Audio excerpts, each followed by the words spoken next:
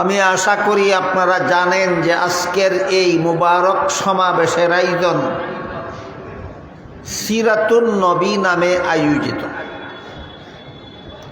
আমি বিভিন্ন অনুষ্ঠানে বিভিন্ন সময় বলেছি, সিরাতুন নবী অর্থ মহানবী মুহাম্মদুর রাসূলুল্লাহর জীবন ইতিহাস। রাসূলের পবিত্র জীবন ইতিহাসকে সিরাতুন নবী বলা হয়। যেভাবে আল্লাহ আমাদের নবীকে সৃষ্টির শ্রেষ্ঠ মর্যাদা দান করেছেন, ঠিক তেমনিভাবে আমাদের নবীর পবিত্র জীবন ইতিহাসকেও সকল মনীষী মহামনীষীর থেকে পবিত্র জীবন ইতিহাস আল্লাহ আমাদের নবীকে দান করেছে। আমাদের নবীর জীবন ইতিহাস এতই মহিমান্বিত, এতই মর্যাদাশালী যে নবীর 63 বছরের জীবন ইতিহাসের যে কোনো কথার আলোচনা করলে নফল বন্দেগীর সওয়াব হয়। নবীর খাওয়া দাওয়ার আলোচনা করলে, নবীর ঘুমানির আলোচনা করলে, নবীর বিয়া শাদির আলোচনা করলে, নবীর সংসারের আলোচনা করলে, এমনকি নবীর পেশাব পায়খানার আলোচনা করলেও নফল বন্দেগীর সওয়াব হয়। আল্লাহ আমাদের নবীর জিন্দেগিকে এত বড় পবিত্র করেছেন যে তার জীবনের যে কোনো অংশের আলোচনা করা নফল বন্দেগীর সওয়াব। এই 63 বছরের জীবন ইতিহাসকেই সিরাতুন নবী বলা হয়। এর প্রধান 3টা অংশ আছে। সিরাতুন নবী বা নবীর জীবন ইতিহাসের প্রধান 3টা অধ্যায় আছে। প্রথম অধ্যায় 40 বৎসরের, দ্বিতীয় অধ্যায় 13 বৎসরের, তৃতীয় অধ্যায় 10 বৎসরের। প্রথম অধ্যায় 40 বৎসরের এই অধ্যায়কে আল্লাহ নবীর জন্য নবুয়তের দলিল বানাইছে, আর দ্বিতীয় এবং তৃতীয় অধ্যায়কে আল্লাহ উম্মতের জন্য শরীয়তের দলিল বানাইছেন। কথাগুলি ব্যাখ্যা সাপেক্ষ, কিন্তু সব কথার সব ব্যাখ্যা একদিনে করা যায় না। আমার প্রোগ্রাম ছিল এশার আগে আগে আমি বয়ান করে অন্যখানে চলে যাব, কিন্তু আসার পরে দেখলাম এশার নামাজের সময় কাছাকাছি, শুরু করলে এশার আগে শেষ করা যাবে না, আর এশার নামাজ চলাকালে বয়ানও করা যাবে না। এই জন্য বাধ্য হয়ে আমি বিলম্ব করেছি। কাজেই শর্টকাটেই কিছু কথা আপনাদের সামনে তুলে ধরতে হবে।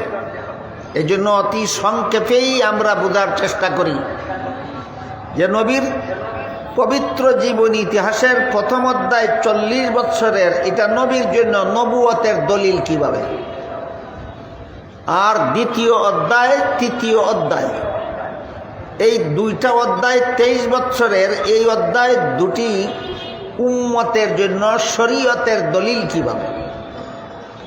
রাসূল করিম সাল্লাল্লাহু আলাইহি ওয়াসাল্লামের জন্ম থেকে একাধারে 40 বৎসর পর্যন্ত নবীর কাছে আল্লাহ ওহী পাঠাননি, কোনো নির্দেশ নবীর কাছে আসেনি।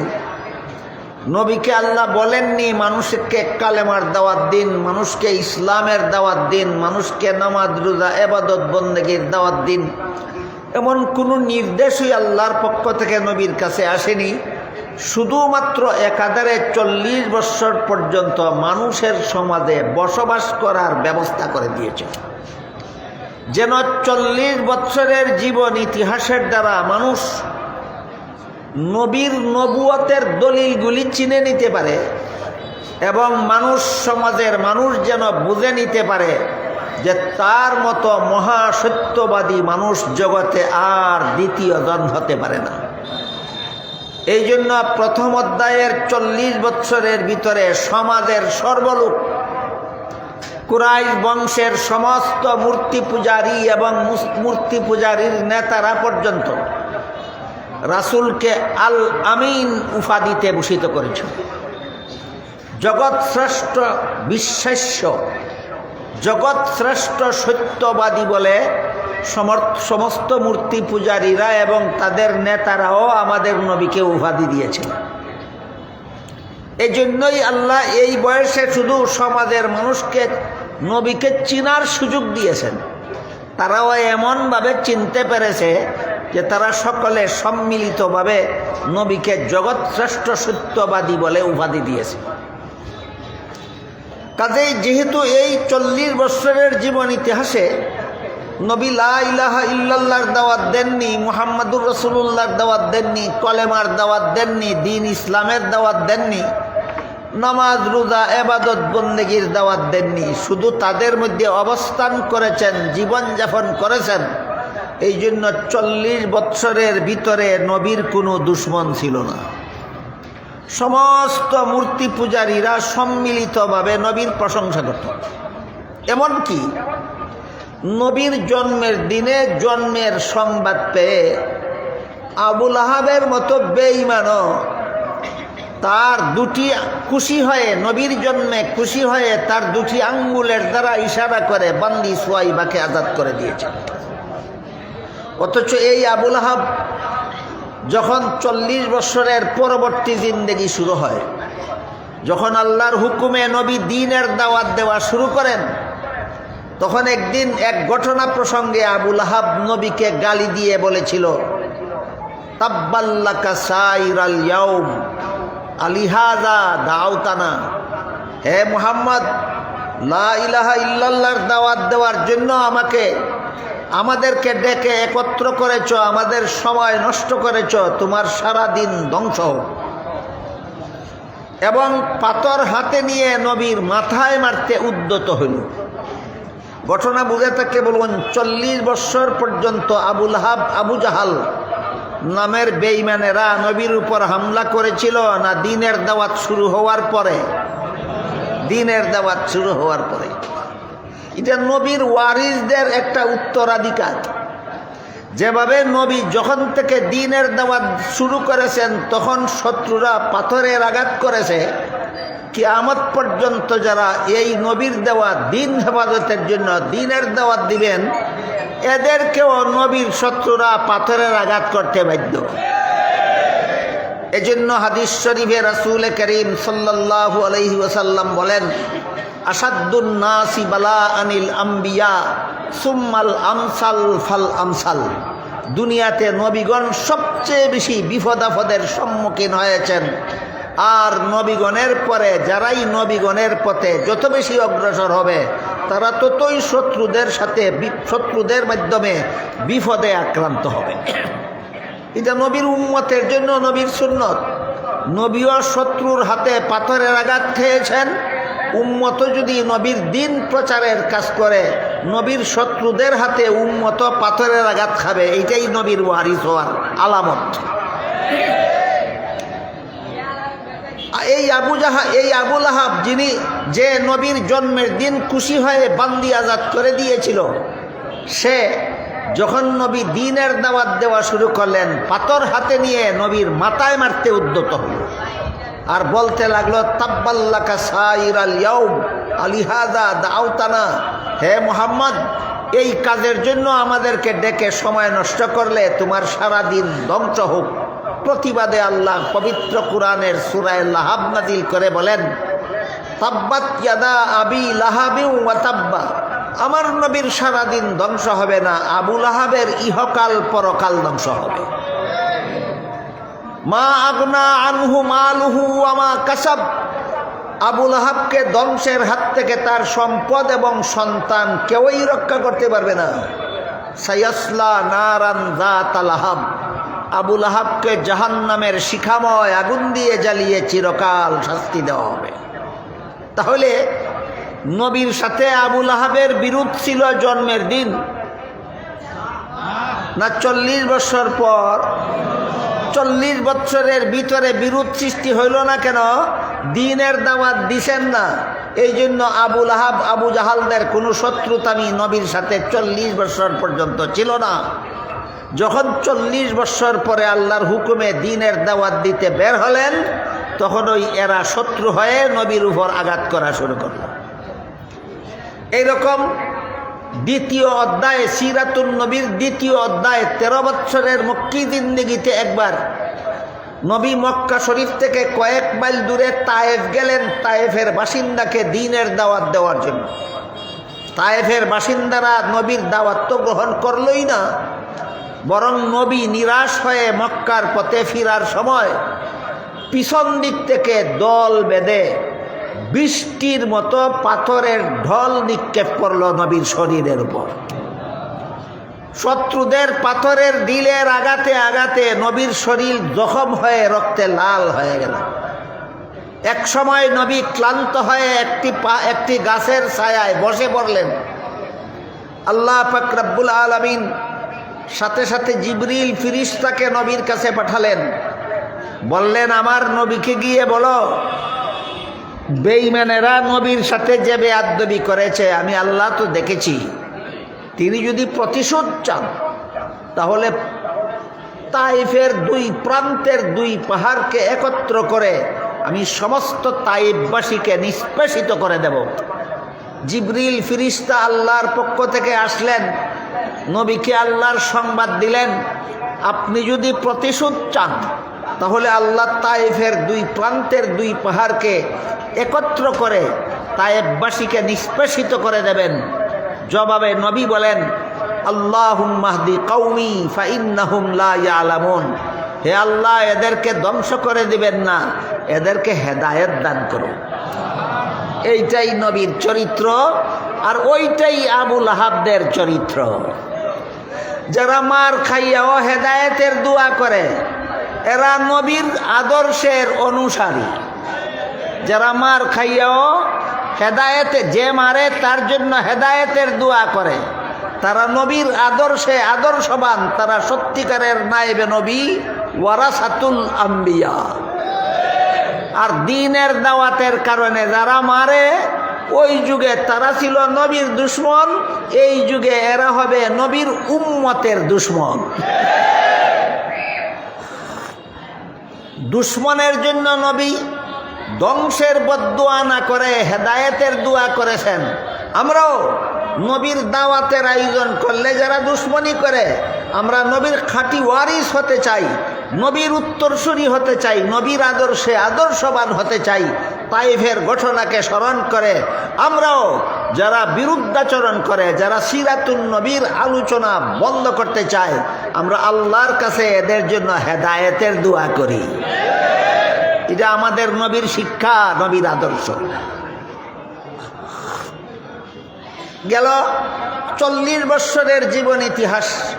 এই জীবন ইতিহাসের ভিতরে কেউ নবীর দুশমন ছিল না, বিরুদ্ধাচরণকারী ছিল না, কেউ আঘাতকারী ছিল না। সবাই নবীর গুণ গাইত, সবাই নবীর প্রশংসা করত। নবীর জন্মদিনে নবীর বড় দুশমন আবু লাহাব আনন্দিত হয়ে বান্দি আজাদ করে দিয়েছিল। 40 বছর পরে সিরাতুন নবীর দ্বিতীয় অধ্যায় শুরু হয়।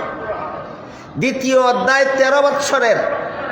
এই 13 বৎসর নবী মক্কা নগরীতে অবস্থান করেই সমাজের মানুষকে দ্বীনের দাওয়াত দিয়েছেন। আর দীর্ঘ 13টি বৎসর পর্যন্ত তারা নবীকে এবং নবীর অনুসারীকে লোমহর্ষক জুলুম অত্যাচার চালিয়ে গেছে। এমন জুলুম অত্যাচার চালিয়ে গেছে তা বর্ণনাতীত। যেমন একদিন নবী বাজারে গিয়া বাজারের মানুষকে দাওয়াত দিলেন, ইয়া আইয়ুহান নাস কুলু লা ইলাহা ইল্লাল্লাহ তুফলিহু, হে লোক সকল তোমরা লা ইলাহা ইল্লাল্লাহ স্বীকার করো, তোমাদের জীবন সফল হয়ে যাবে। এমত অবস্থায় আবু জাহালও দলবল নিয়ে বাজারে গেল। বাজারে গিয়া একদিকে নবী বলেন লা ইলাহা ইল্লাল্লাহ স্বীকার করো, জীবন সফল হয়ে যাবে। অপরদিকে আবু জাহাল বাজারের লোকদেরকে বলতে লাগলো, হে বাজারের লোকেরা, মুহাম্মদের কথা শুনবে না, মুহাম্মদ পাগল। মুখ বরাবর বলে দিছে মুহাম্মদ পাগল। নবী প্রতিবাদে গেলেন না, প্রতিশোধে গেলেন না, নবী দাওয়াত দিতেই লাগলেন। তখন আবু জাহাল দলবল নিয়ে নবীর গায়ে থুক নিক্ষেপ করা শুরু করলো। এর দ্বারাও যখন নবীকে দ্বীনের দাওয়াত থেকে ফিরাতে পারলো না, থুকে বেজার শরীরের মধ্যে রাস্তার বালু নিক্ষেপ করতে লাগলো। এর দ্বারাও যখন নবীকে দাওয়াত থেকে ফিরাতে পারলো না, নবীর গলায় গামছা বেঁধে রাস্তায় ফেলে বাজারের অলিতে গলিতে টানা হেঁচড়া করলেন। ঘটনার দ্বারা আপনারা বুঝলেন কি 13 বৎসরের মক্কি জিন্দেগি সিরাতুন নবীর 2য় অধ্যায়ে নবী কি পরিমাণ জুলুম অত্যাচার সহ্য করেছেন শুধুমাত্র দ্বীনের দাওয়াত সমাজে চালু রাখার জন্য।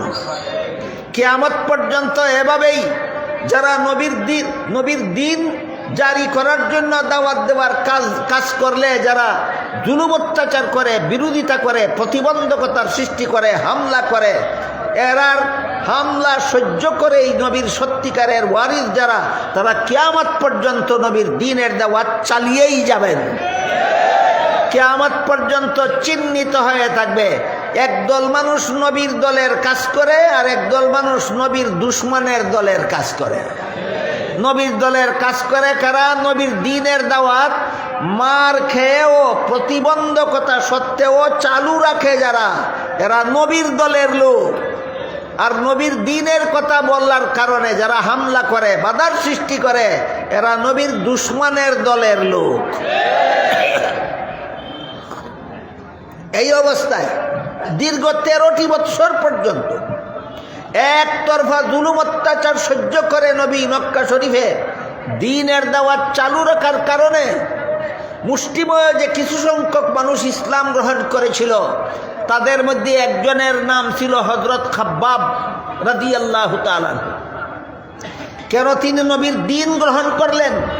এই কারণে শত্রুরা লোহার শলা আগুনে পুরাইয়া লাল করিয়া হযরত খাব্বাবের গায়ে চাপা দিয়া ধরে রাখছে।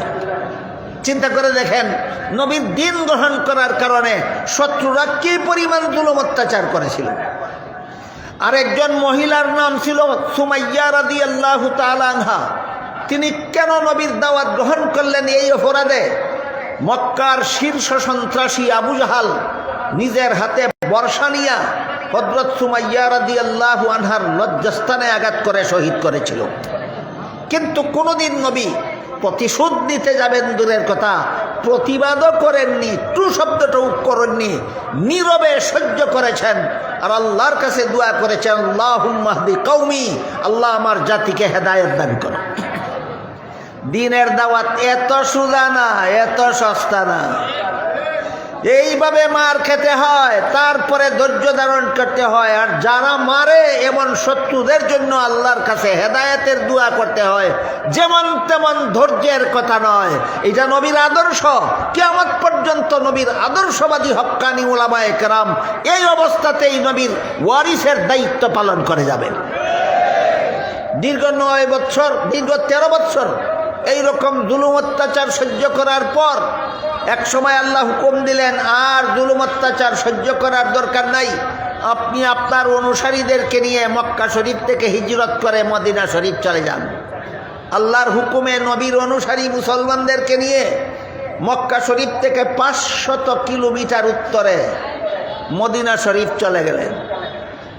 মদিনা শরীফ চলে যাওয়ার পরে সেখানে আরো 10 বৎসর জীবনযাপন করলেন। কোরআন নাজিল শুরু হওয়ার আগের 40 বৎসর নবীর জন্য নবুয়তের দলিল। কোরআন নাজিল শুরু হওয়ার পর থেকে আরো 13 বৎসরের মক্কি জিন্দেগি, যে জুলুম অত্যাচার সহ্য করেও নবীর আদর্শের অনুসারী হওয়ার শিক্ষা। আর হিজরত করে মদিনা শরীফ যাওয়ার পর সন্ত্রাস দমনের ব্যবস্থা আল্লাহ নবীকে শিক্ষা দিলেন। ইসলামের জিহাদ বিধান, এটা হলো সন্ত্রাস দমনের চূড়ান্ত ব্যবস্থা।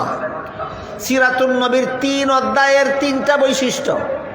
প্রথম অধ্যায় 40 বৎসরের নাম কাবলান নবুয়ত, দ্বিতীয় অধ্যায় 13 বৎসরের নাম মক্কি জিন্দেগি, তৃতীয় অধ্যায় 10 বৎসরের নাম মাদানী জিন্দেগি। প্রথম অধ্যায়ের বৈশিষ্ট্য হলো নবীর জন্য নবুয়তের দলিল। এই 40 বৎসরের ভিতরে আল্লাহ নবীর দ্বারা এমন সমস্ত ঘটনা ঘটাইছেন যে ঘটনাগুলি নীরব ভাষায় প্রমাণ করে দেয় এটা একমাত্র নবীর পক্ষে সম্ভব, আর কোনো মানুষের পক্ষে সম্ভব নয়।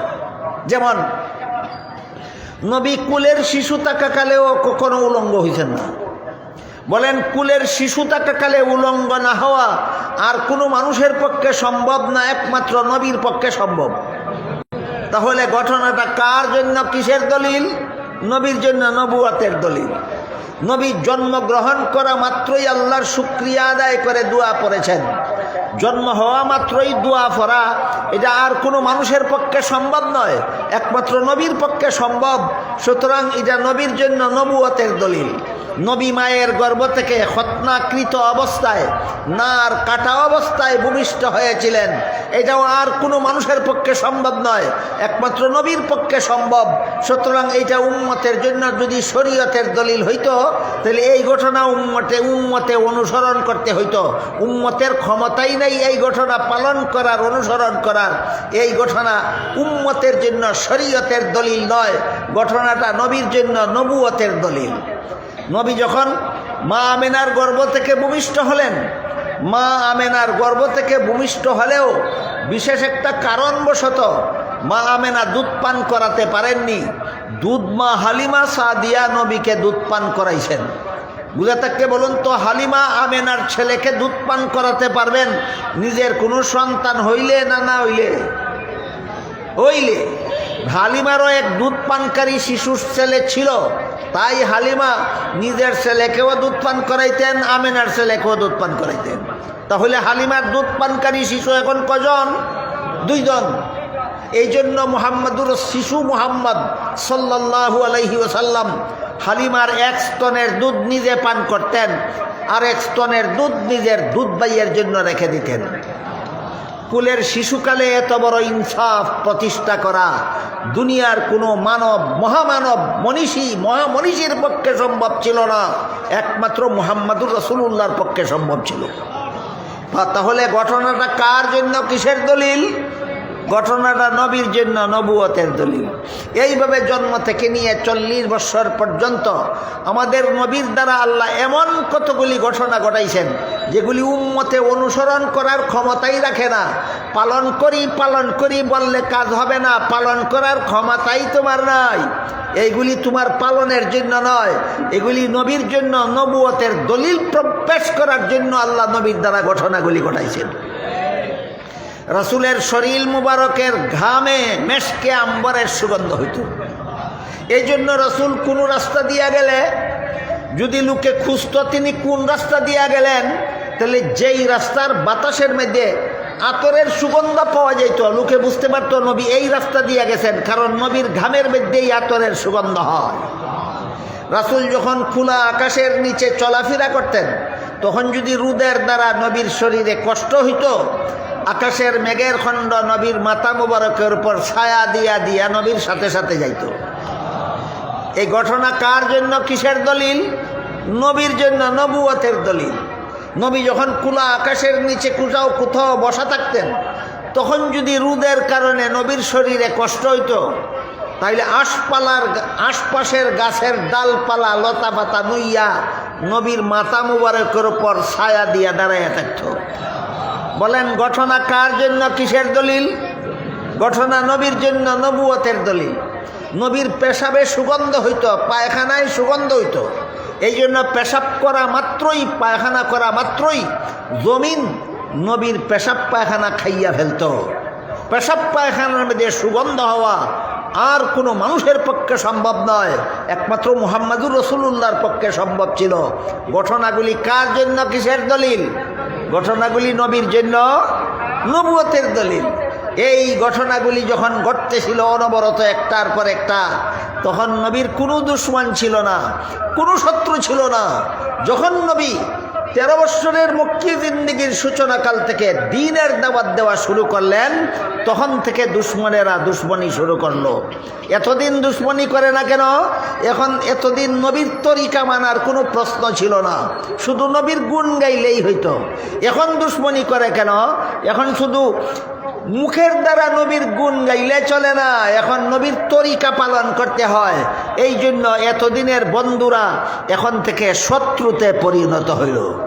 কাজেই আমরাও যদি এমন হই যে নবীর গুণ যারা গায় এদেরকে খুব ভালো পাই, আর নবীর তরিকার কথা যারা বলে তাদের বিরুদ্ধে বিদ্রোহ শুরু করি, বিরুদ্ধাচরণ শুরু করি, প্রতিবন্ধকতা শুরু করি, এটা মুমিন মুসলমানের চরিত্র নয়, যে আবু লাহাব আবু জাহালদের চরিত্র।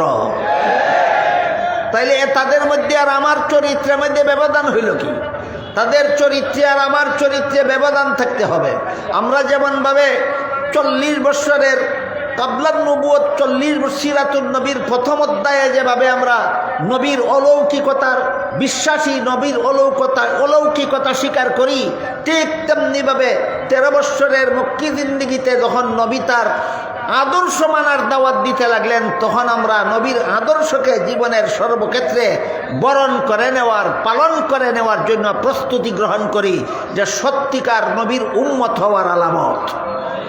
তাই আল্লাহ পবিত্র কোরআনে বলেন, লাকাদ কানা লাকুম ফি রাসূলিল্লাহি উসওয়াতুন হাসানা লিমান কানা ইয়ারজুল্লাহা ওয়াল ইয়াউমাল আখিরা ওয়া যাকারাল্লাহা কাসীরা। অবশ্যই আল্লাহর রাসূলের মধ্যে রয়েছে তোমাদের জন্য উত্তম আদর্শ।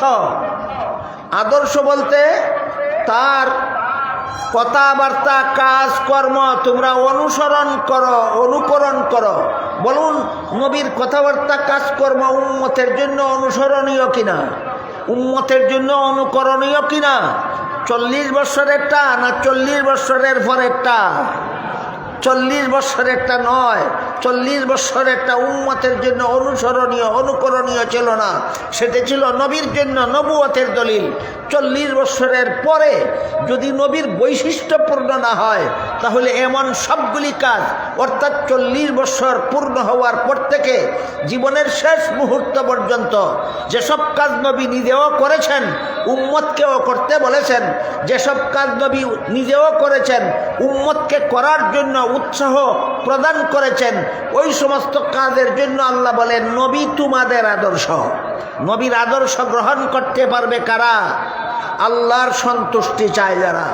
নবীর আদর্শ গ্রহণ করতে পারবে কারা?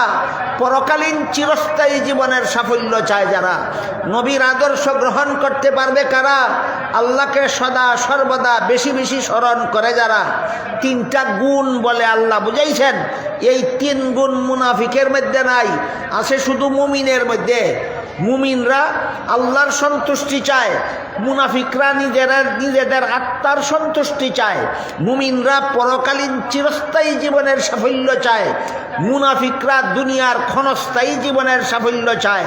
মুমিনরা সদা সর্বদা আল্লাহকে স্মরণ রাখে, মুনাফিকরা নামে মাত্র আল্লাহকে স্মরণ করে। এই জন্য আয়াতের ব্যাখ্যায় মুফাসসিরিন কেরাম লিখেছেন যে 3টা গুণের কথা আল্লাহ উল্লেখ করেছেন, এই 3 গুণ মুমিনের মধ্যে থাকে, মুনাফিকের মধ্যে থাকে না। এই 3 গুণ উল্লেখ করে আল্লাহ বোঝাতে চান, নবীর জীবনের আদর্শ, সিরাতুন নবীর আদর্শ গ্রহণ করতে পারবে কারা? মুমিন মুসলমান যারা। সিরাতুন নবীর আদর্শ গ্রহণ করতে পারবে না কারা? মুনাফিক যারা।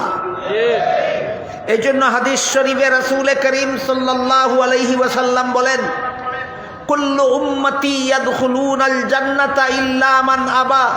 কিলা ওয়া মান আবা? কালা মান আতাআনি দাখালাল জান্নাতা ওয়া মান আসানি ফাকাদ আবা, আও কামা কালা আলাইহিস সালাতু ওয়াস সালাম। রাসূল বলেন, আমার সমস্ত উম্মত জান্নাতে যাবে, কিন্তু যারা আমাকে মানে না তারা জান্নাতে যাবে না। দেখুন, হাদিস শরীফে রাসূল বলেছেন, আমার সমস্ত উম্মত জান্নাতে যাবে, কিন্তু যারা আমাকে মানে না তারা জান্নাতে যাবে না। বলুন, নবী যে বলেছেন আমার সমস্ত উম্মত জান্নাতে যাবে, এ পর্যন্তই কথা শেষ না কিন্তু আছে? কিন্তু কি? আমাকে যারা মানে না তারা জান্নাতে যাবে না। এই কথা বলা মাত্রই সাহাবায়ে কেরাম জিজ্ঞাসা করলেন, আপনাকে মানে না কারা? আমাদের বর্তমান সমাজে এই কে নবী মানে আর কে নবী মানে না, এটা নিয়ে খুব ঠেলাঠেলি আছে যথেষ্ট। এটি নিয়ে যথেষ্ট কারাকারি আছে, কনাকনি আছে, হানাহানি আছে, মারামারি আছে, মারামারি পর্যন্ত আছে। আমি আর আমার দলে নবী মানি, আর তোমরা কেউ, তোমরা দলের কেউ নবী মানো না। এই একটা হিংসাত্মক কার্যকলাপ আমাদের বর্তমান সমাজে চালু আছে। কাজেই কে নবী মানে আর কে নবী মানে না, যে তোমার কথায়ও সাব্যস্ত হবে না, আমার কথায়ও সাব্যস্ত হবে না। আজ থেকে 1300-1400 বছর আগে সাহাবায়ে কেরাম নবীকে সাথে সাথে জিজ্ঞেস করেছিলেন, নবী আপনাকে মানে না কারা? নবী জবাবে বলে দিয়েছিলেন, আমার তরিকা মানে যারা, আমাকে মানে তারা, আমার সাথে জান্নাতে যাবে তারা। আমার তরিকা যারা মানে না, তারা আমাকে মানে না, তারা জান্নাতে যাবে না। বলুন কে নবী মানে আর কে নবী মানে না? নূতন ভাবে ফয়সালা করতে হবে না? নবী ১৫০০ বছর আগে ফয়সালা দিয়া গেছেন। ১৫০০ বছর আগে, প্রায় ১৫০০ বছর আগে নবী নিজে পবিত্র জবান মুবারকের দ্বারা ফয়সালা দিয়া গেছেন। আমার জীবন আদর্শ গ্রহণ করে যারা, আমাকে মানে তারা আমার সাথে জান্নাতে যাবে। তারা আমার জীবন আদর্শ যারা মানে না, তারা আমাকে মানে না, আমার সাথে জান্নাতে যাবে না। কাজেই মুসলমানের জীবনের প্রতিটি ক্ষেত্রে নবীর আদর্শ আছে। মুসলমানের জীবনের প্রত্যেকটা কাজকর্মের মধ্যে নবীর আদর্শ আছে, যেগুলিকে এক কথায় নবীর সুন্নত বলা হয়। সিরাতুন নবীর আদর্শ মানে নবীর সুন্নত। হাদিস শরীফে রাসূল করিম সাল্লাল্লাহু আলাইহি ওয়াসাল্লাম বলেন, মান আহাব্বা সুন্নতি ফাকাদ আহাব্বানি ওয়া মান আহাব্বানি কানা মাই ফিল জান্নাহ। যে আমার সুন্নতকে মহব্বতের সাথে গ্রহণ করলো, আমার জীবন আদর্শকে মহব্বতের সাথে গ্রহণ করলো, তারাই আমাকে মহব্বত করলো, আমাকে মানলো, আমার সাথে জান্নাতে যাবে। আরেক হাদিসে রাসূল করিম সাল্লাল্লাহু আলাইহি ওয়াসাল্লাম বলেন, মান রাগিবা আন সুন্নতি ফালাইসা মিন্নি। আমার জীবন আদর্শ থেকে যারা মুখ ফিরিয়ে নিল, আমার জীবন আদর্শ মতো এরা জীবন যাপন করতে যারা রাজি নয়, আল্লাহর রাসূল বলেন এরা আমার উম্মত নয়, এরা বেহেশতে যাবে না। কথা পরিষ্কার হয়ে গেল। সিরাতুন নবীর আদর্শ মতো জীবন যাপন করে যারা, নবী মানে তারা নবীর সাথে বেহেশতে যাবে। সিরাতুন নবীর আদর্শ মতো যারা জীবন যাপন করতে রাজি নয়, এরা নবী মানে না, এরা নবীর সাথে বেহেশতে যাবে না। কাজেই নবী কে মানে আর কে মানে না, এটা নিয়ে নূতনভাবে কোনো ঝগড়া করতে হবে না। ১৫০০ বছর আগের ফয়সলা করা, ১৫০০ বছর আগের থেকে নবী নিজে ফয়সলা দিয়ে গেছেন। আমার আদর্শ গ্রহণ করে যারা, আমাকে মানে তারা, আমার সাথে জান্নাতে যাবে। তারা আমার আদর্শ যারা মানে না, আমাকেই মানে না, এরা জান্নাতে যাবে না। কাজেই আল্লাহ সিরাতুন নবীর আদর্শ বুঝে, সিরাতুন নবীর আদর্শে আদর্শবান হয়ে সত্যিকারের অর্থে নবী মানার আর নবীর সাথে জান্নাতে যাওয়ার সৌভাগ্য আল্লাহ আপনাদের আমাদের সবাইকে দান করুন। সবাই বলুন আমিন।